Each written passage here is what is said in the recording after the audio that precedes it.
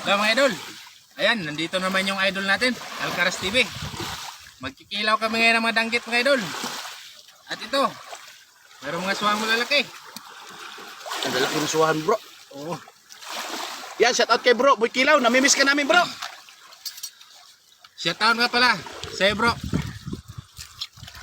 Gimingaw na gimi kayo sa imo ha. Oo.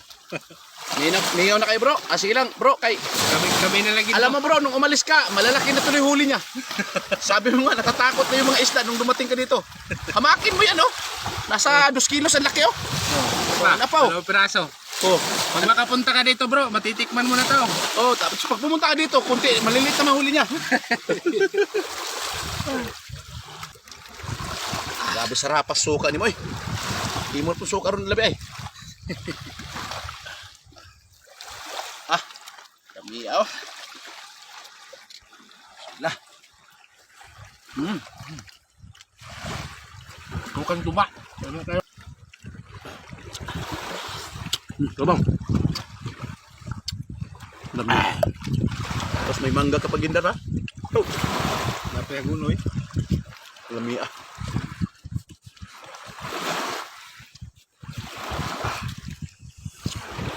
Mangga. Kinilaw naman ga. Napaka-kombinasyon pala sa mangga, no? Sa kinilaw. Basta man Kasi mangga mo, maman, hinog-hinog na. na tapos may kinilaw. Lamit tayo.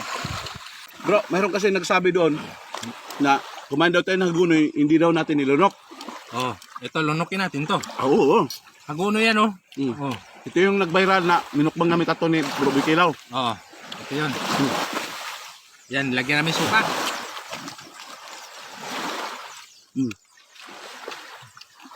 Lami, no? Lami man. Oh, may kamatis pa.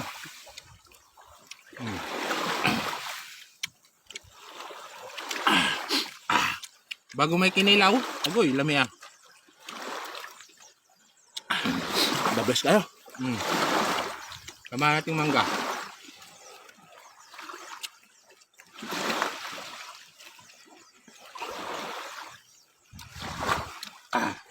Napakasarap ng sasawan ng suka.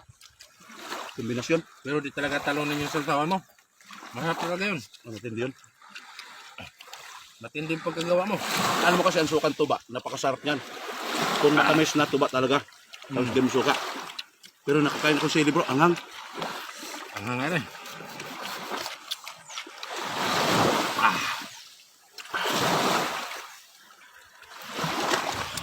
Sarap pala ng haguno yung halos kinilaw.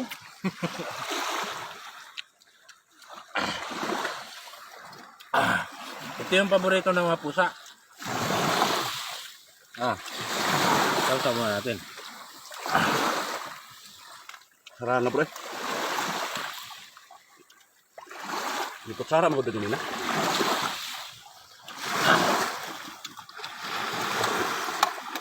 Bro. Ganun na. Magsamual ko yung magsunod-sunod. Hungit, silang. Punta lang. Guys, like, follow and share. Ignacio Diamos Itang. Maraming salamat guys sa pagsama ninyo. Guys, singutan na namo talaga. Suportahan nyo rin Alcaraz TV. Saan man tayo sa mundo. Thank you for watching and God bless everyone. Bye-bye guys.